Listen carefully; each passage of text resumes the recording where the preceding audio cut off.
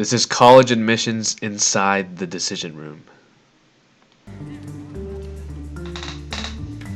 All right, we're on page 61. She's got 5s in 4 APs. We divide our... I don't really know if they look at AP scores. Like, I know people that had straight 1s and 2s on all their AP exams, and they were still able to get into top universities. I might be wrong. applicant pool of circa 8,000 candidates into 30 plus geographic regions, and we pair 2 readers to each region. With Caitlin on her being an inside the box kind of gal. Inside. It's crazy that they even filmed this to begin with.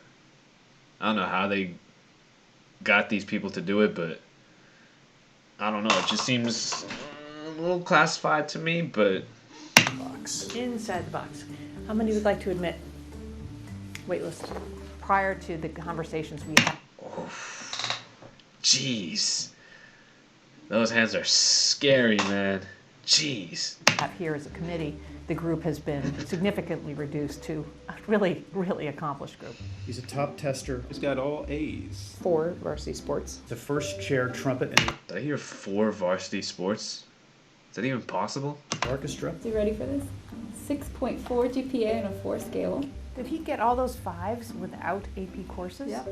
Oof. But we can't take them all, and so about 1,000 candidates are brought to be heard by the whole committee. And the process of making those decisions is agonizing. I'm questioning the edge here, Yeah. however, in all her excellence. How many would like to admit?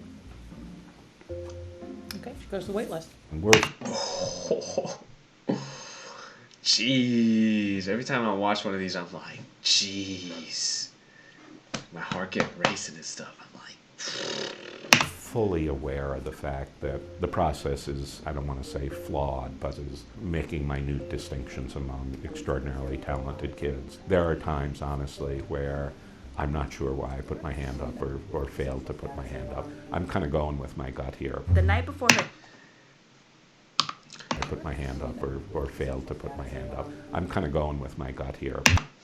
I'm not sure why I put my hand up or failed to put my hand up. I'm kind of going with my... This guy.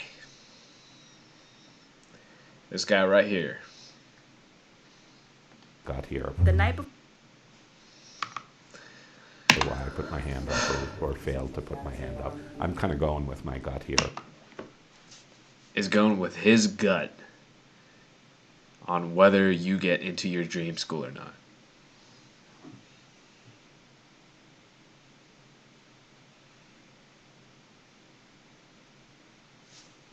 the night before her AP chemistry exam, she learned her father had an affair with a 23-year-old prostitute. How many would like to I'm sorry. admit? One parent is...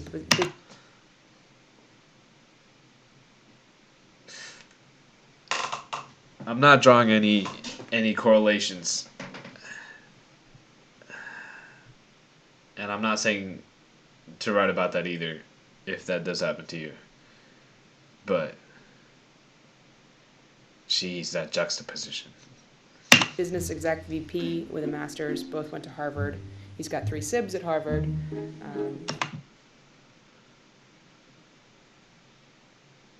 He's got what, both parents at Harvard and 3 siblings at Harvard? And he's applying to Amherst? Why? In classes 09, 11, and 15. They're laughing because they know. They know. His family financial They still accept him? situation took a huge hit, and they lost their family store and all other assets. When a student is particularly poor and are achieving an exceptionally high level, that will be a plus factor for that student. Dad's alcoholism consuming the family. This is a quote from one of his essays. The alcohol-consuming poor Muslim family down the street with whom no sane member of society would want to interact. How many would like to admit? I am cognizant. I don't know about you, but I think I see a pattern here. I'm not saying you should create some sort of trauma to write about in your essays, but geez. And of some lives being changed, literally. On the other hand, yeah, I do feel badly. The months of February and March are simply no fun.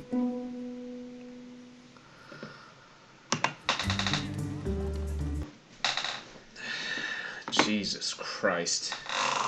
That's wild. Alright, what else we got?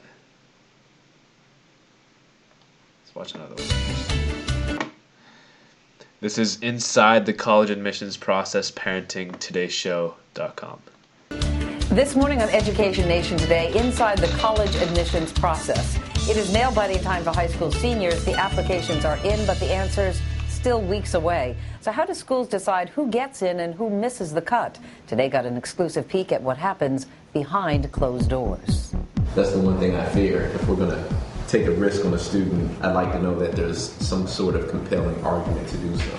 It's a give and take, 15 minutes that can decide a student's future. That's the thing. It's not just, this kid is so amazing, I want to accept him. It's also, we're taking a risk with this kid. We're making an investment in the hopes that he would stay 4 years and succeed and graduate without any major concerns. So you're a liability to them. So not only do you want to come off as someone that's extraordinary and unique, but you also want to come off as someone that's mature and stable and is able to endure the college life and graduate with no issues, because they don't want to see a blemish on their college report. Future. But I don't think we should deny her. At Grinnell, a top liberal arts college in Iowa, 2 admissions officers read an application. Their comments It's about to get heated, isn't it? are shared. Wait list in order, but I could even go with a deny. Dishes. Were you reading this one at 3 a.m.? Then the application is parsed. Grades and scores are scrutinized. His SAT 2 in history was Right. a 750, so that doesn't make sense if you're getting C's. Essays evaluated. His essay really kind of spoke to his willingness to step out and try new things. Comparisons made. She's far and away the lowest in the group, which probably ends it for her. Extracurriculars weighed. Why should we treat a musician differently from the way we treat an athlete? And finally, a vote. Who would be in favor of a wait list, do you think? Okay, Quentin, you're Oh, the guy in the corner. Oh. Yeah, that's tough. still sticking to your deny, huh? I stick to it. Well, sorry, you're outvoted. Seth Allen is Grinnell's Dean of Admission and Financial Aid. I would love to say that the admission process is a very straightforward process where every student is considered on their own merits. But that simply isn't true. The process is highly subjective. Which means the pros and cons of a candidate are sometimes debated. That's a great example of an essay. I mean, it tells us a lot about the student. Well, but I guess I would take a contrarian perspective. He's talking about how much he's changed, but do we really see that in the evidence of his application? For me, the issue is more of the transcript coupled with the light extracurricular involvement. He's out of school and in an area where we'd probably like to have some more kids. People can be very persuasive. If someone provides a rationale that you hadn't thought of, they raise issues that you hadn't really considered, your mind can change. Who would be in favor of admitting? Still. One, Tina, okay. Wait list? Okay. It's little things in the process that please us, surprise us, uncover something that we think, wow, this is someone unusual that we'd like to include in the class. Who would vote to admit? Okay. That's what we like to see. Or an admit then. And we want to thank Grinnell College for its Why does she look like Hillary Clinton? cooperation. Jacques Steinberg is the New York Times national education correspondent and moderator of its blog, The Choice. Jacques, good morning to you. Good morning. I got nervous just watching that. It took me back to when I was a senior in high school because you never do get over that feeling. No.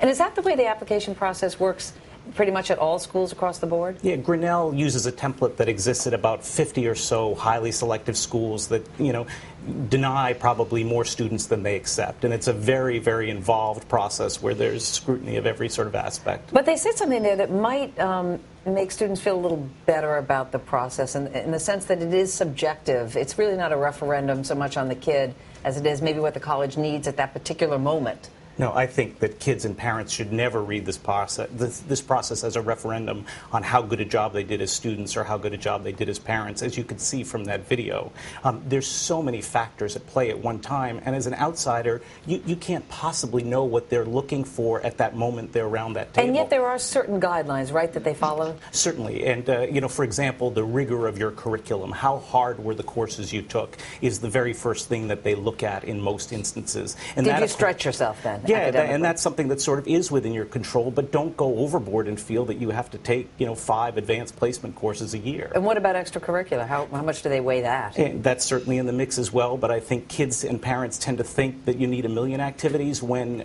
commitment to a few activities, something outside the classroom for a few years often will suffice. It's just as good. What about age and gender and maybe what part of the country that you live in? Are those